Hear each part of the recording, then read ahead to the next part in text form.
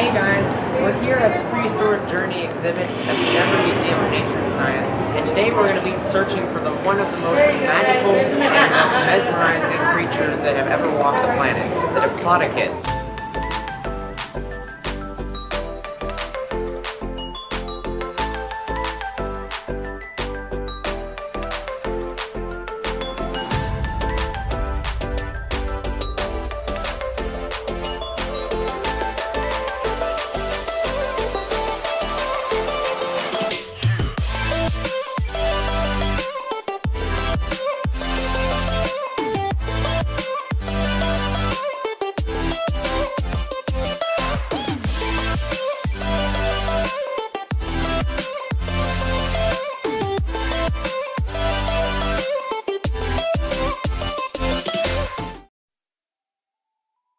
In my beautiful home of colorful Colorado, there lies a destination of fond memories.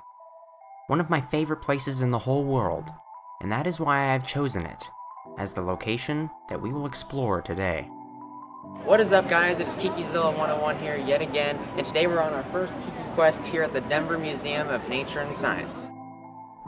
Walking through the doors, a childhood of memories floods my head, reminding me of the wonders to come, exciting me to share the experience with you all. As we enter the opening room, we are greeted by none other than the mighty king of the dinosaurs. Standing tall, holding an outlandish pose, and staring down, the mighty Tyrannosaurus ensures its status. But despite the glory of this impressive carnivore, it's not quite the giant we are looking for. We follow forward, leaving the king behind, to find the museum's treasured exhibit, an exhibit that beholds a true wonder of the natural world. A wonder that inhabited possibly the most beautiful and abundant land of giants that the world has ever seen.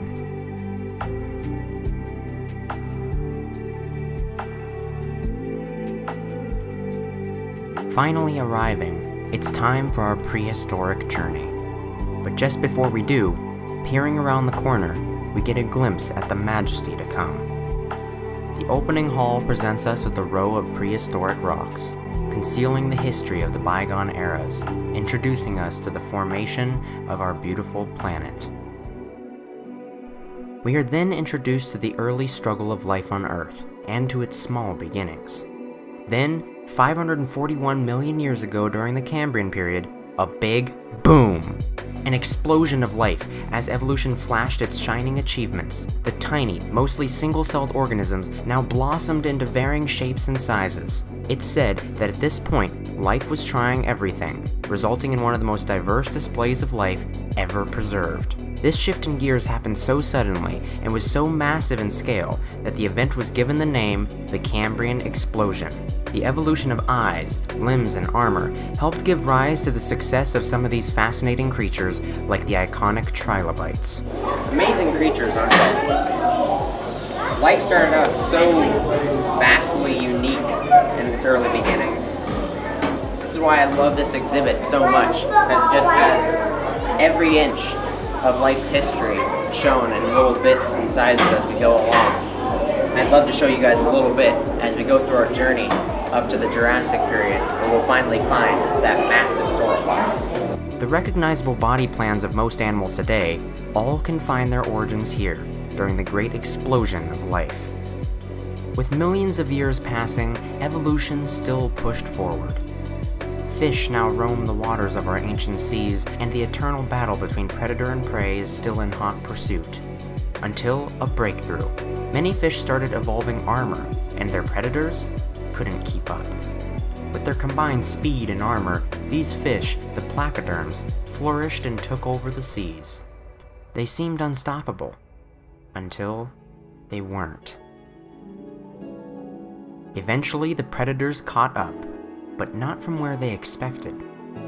This Devonian predator was one of their own. A massive 20-foot demon of the deep had emerged, ditching most of its armor for increased speed and agility, but retaining a bulky armored head, armored eyes, and a mouth like a bear trap.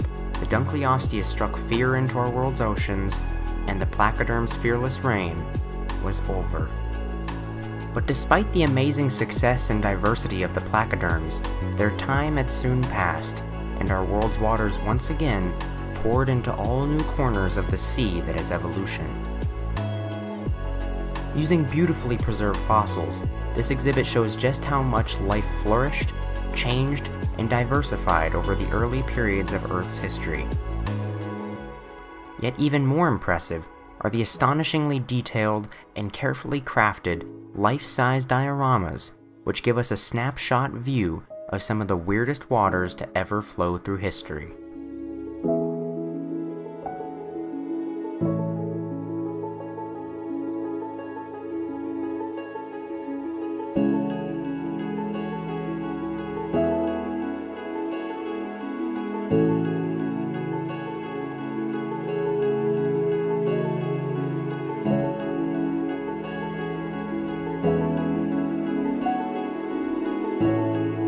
We now begin to ascend above the hypnotic waves of the past and crawl onto dry land. Atop the stairs, we first take a look back into the water from a higher and drier new angle. A diorama presents us to a setting of mixed life forms, both new and old, as the familiar shape of life today begins to glimmer. We now escape the confines of the water and head deeper inland, but not before getting an overlooking view of the future to come. A breath of fresh air, 35% of which is oxygen, the most highly oxygenated air in geological history. Welcome to the Carboniferous. This large and gorgeous diorama literally glows with beautiful changing colors in the sky. The Carboniferous was already well established with terrestrial life, which was dominated by amphibians and the largest terrestrial arthropods to ever live. With the amphibians sprouting into the first reptiles, and the oxygen-rich atmosphere fueling monster arthropods, which in turn became the first animals to fly, the Carboniferous goes down as one of the most interesting points in prehistory.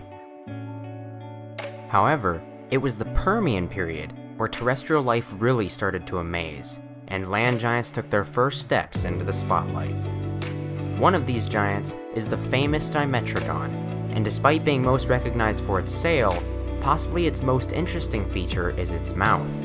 Dimetrodon was one of the first terrestrial vertebrates to have more than one type of tooth shape. In fact, Dimetrodon means 2 measures of teeth. Dimetrodon is one of the most famous prehistoric creatures of all time, and it's commonly mistaken to be a dinosaur, but it's actually a very early type of mammal-like reptile.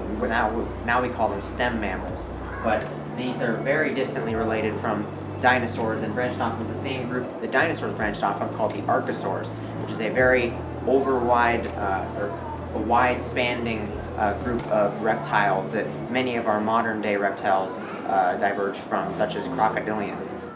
And while Dimetrodon was certainly an impressive animal, whose ferocity could rival that of a dinosaur, it would be at least another 50 million years before the first dinosaurs would appear, and we would finally see the pinnacle of terrestrial life. But a peek of what's to come confirms that eventually they did appear, and as we descend, we see that when they did, they took over the world. Soon we are standing in a massive room surrounded by the Hell Creek Formation of prehistoric Montana. A wash of ambient sounds set the mood. This phenomenal display feels as though it is breathing. It even has running water to make the setting feel that much more alive. And above the stream, a turtle parks on the decaying skull of a Triceratops. A pan to the right reveals the room's centerpiece, a pair of brawling Stygimoloch. Back behind me, we have an amazing diorama from the late Cretaceous period, about 66 million years ago, with the last of the dinosaurs.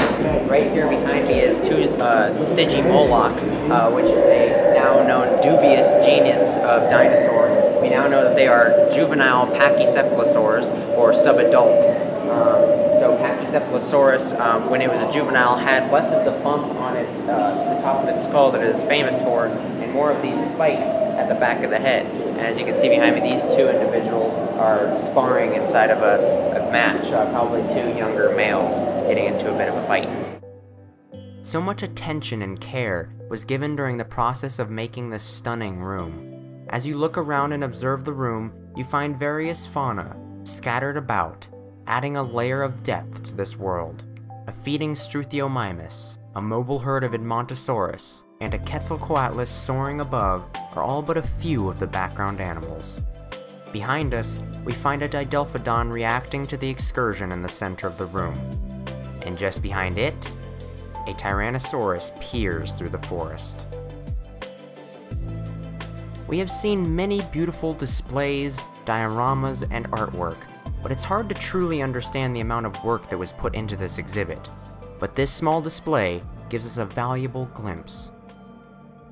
A lovely wall showcases a snapshot of the late Triassic, setting the stage for our first dinosaur skeleton, the swift primitive theropod, Coelophysis. Coelophysis was one of the very first carnivorous dinosaurs.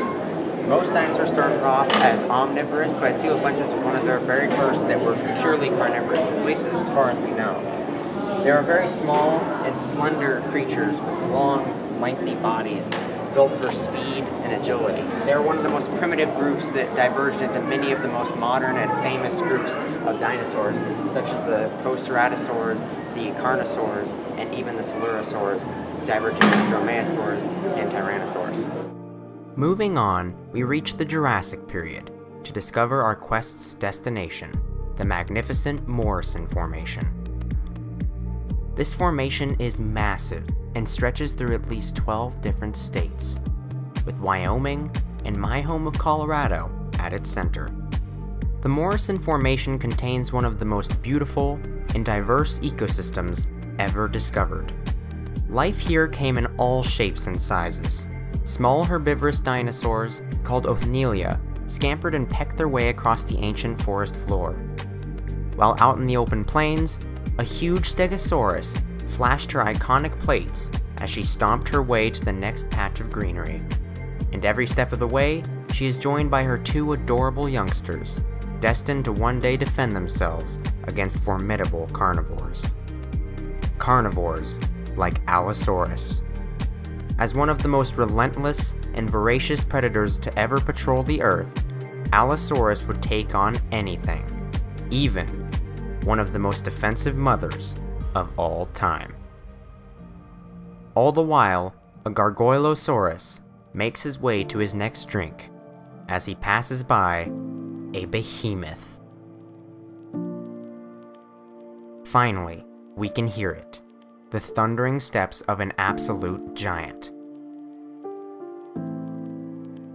The Diplodocus has arrived.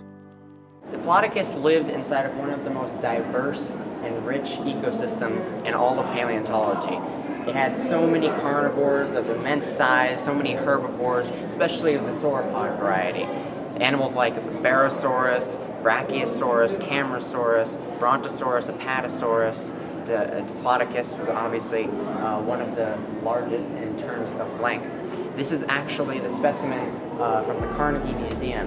This one measures exactly 82 feet in length and is immensely large, almost fully grown. We now believe that Diplodocus can grow over 100 feet in length, which is immensely massive, and could grow anywhere from 11 to 18 tons in weight.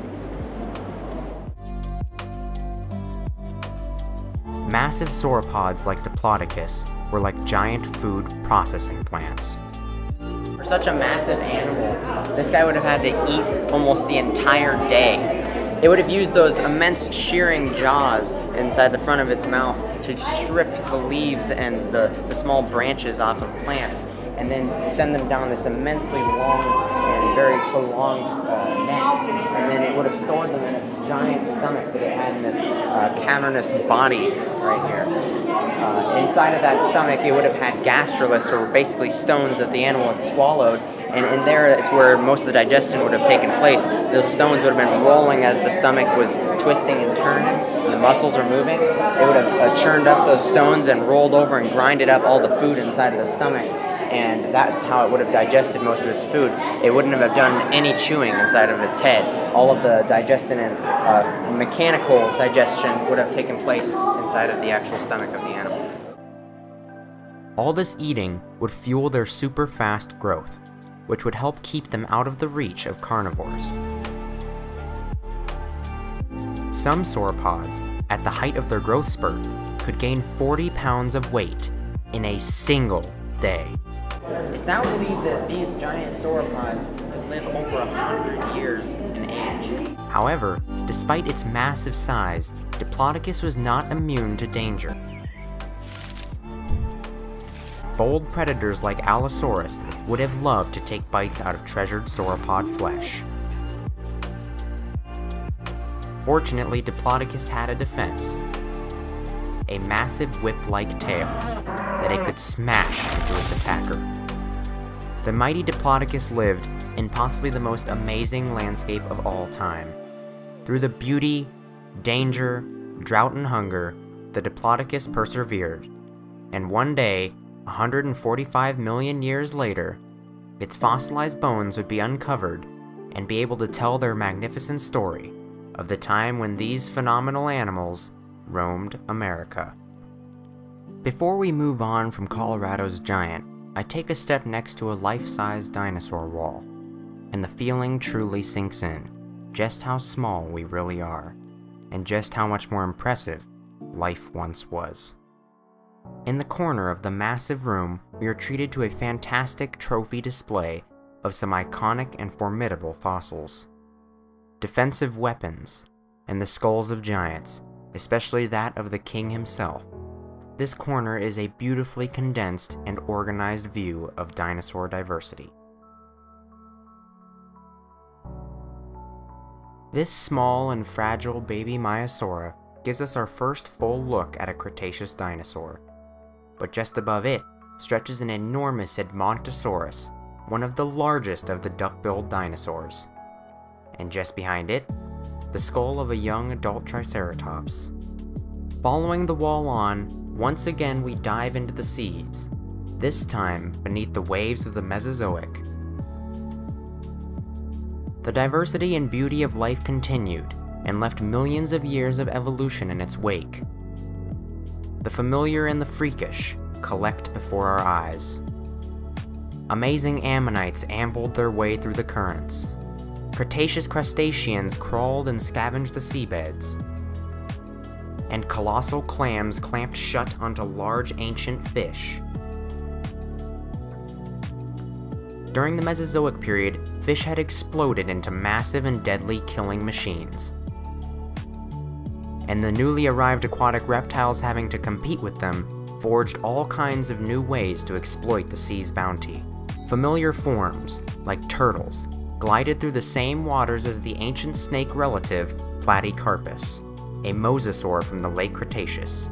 Even earlier forms of aquatic reptiles took extreme measures to adapt and compete with the already well-established fish, so much so that these ichthyosaurs even started to look like fish. But soon, the masterful Mesozoic's time would also come to pass. But before it did, we reflect on the beauty that it bestowed, not only in fauna, but also in flora, with the blooming of the first flowers. Gazing overhead, we see that not only did the reptiles dominate the land and sea, but even the sky was their domain. These pterosaurs then carried us on, as we soared into the Cenozoic era. The time of the mammals has come. A myriad of different faces emerge from the ashes of the Mesozoic and rise to fill the many empty shoes left by its inhabitants. Tortoises and turtles, crocodilians and birds, countless fish, and some that you would still see today, like the huge alligator gar, all begin to fill the world with life once again. Ancient primates, other larger mammals, and man-sized birds are all but a few of the immense and beautiful collection of Cenozoic creatures.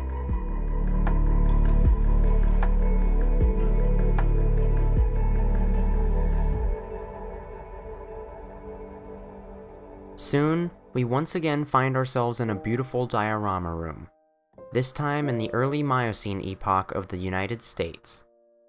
The room's centerpiece, a massive predatory entelodont called Daedon.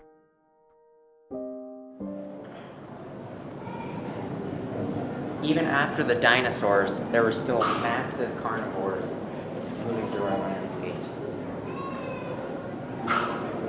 Scary, huh? This huge model of the mammalian beast is certainly impressive. However, it always had one feature that I enjoyed the most. If you crossed its path, the mighty Daedon would release a series of intimidating grunts and growls. Unfortunately, this feature seemed to not be functioning during our Kiki-Quest trip, and we were unable to capture this for you all to experience. Nonetheless, a beautiful display.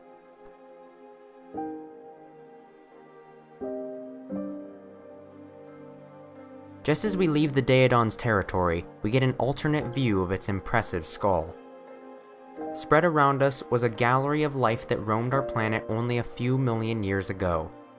Despite the most catastrophic of events, life always manages to cling on, find a way to bounce back, a way to flourish once more. Life always finds a way.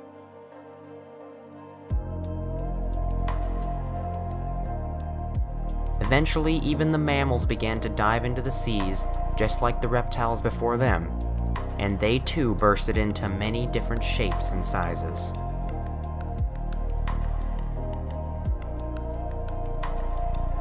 Stepping forward, I began walking along eerily familiar footprints that would lead to the most familiar of faces. Australopithecus was the beginning of the evolutionary trek that would lead to us humans, and here we commemorate our ancestors by displaying Lucy in her very own diorama.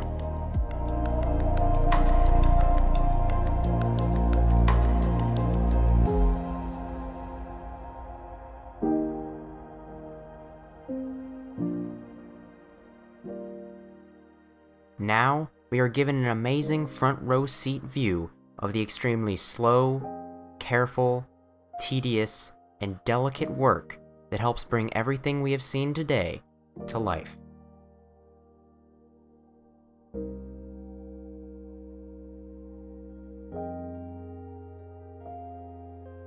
I remember first hearing in the news of this Torosaurus skeleton being discovered near my home.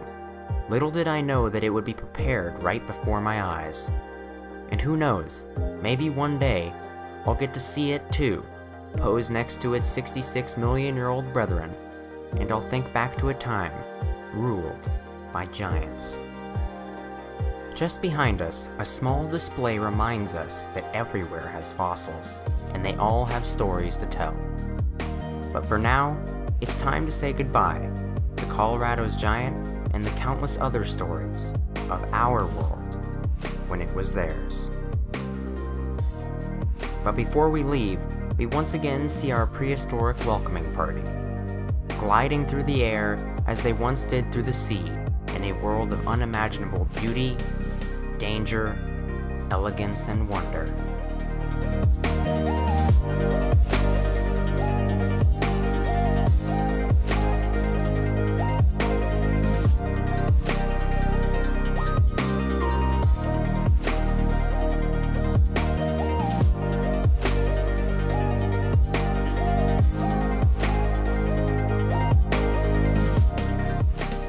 This masterfully crafted and organized exhibit truly does take you on a prehistoric journey that's rivals lie far and few between. I feel so lucky that my local museum, the Denver Museum of Nature and Science, has one of the best prehistoric exhibits in the world.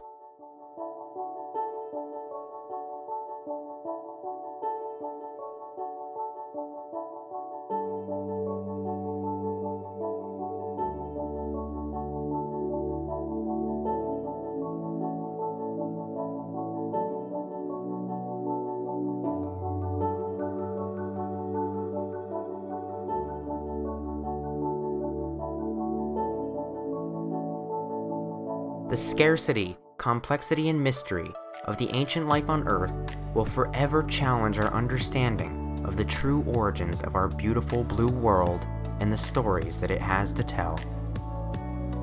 It's important to respect and cherish our planet's past, for we have literally only scratched the surface of its true self. We must learn to accept the demanding reality that we and all other life on Earth today are but a mere microscopic and near insignificant portion of the grand story of life on Earth.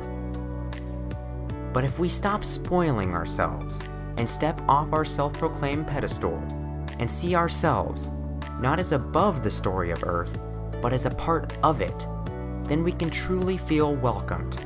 And perhaps one day, when humans are long gone, some other intelligent species will find the shells, fragments, and treasures that we have left behind, and they will look back and wonder what life was like when their world was ours. For now, however, that role is our own. So stand with me and take the time to recognize and commemorate Earth's past just as much as the present. For it's not the pictures, but the memories that truly matter. Because, just as with the dinosaurs, who knows just how long it will truly last? And as John Goodman once narrated, it's unlikely that anything so huge or captivating will ever pass this way again.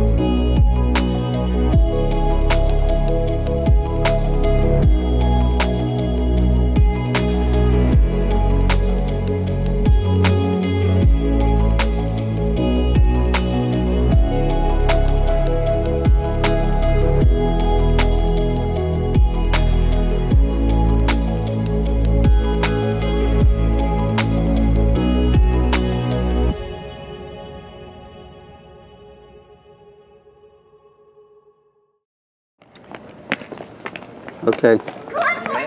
Yeah, I'm recording. Kid almost ran into your leg. It's now believed that these giant sauropods could live over 100 years in age, which is immensely long. I think that's all I can think of.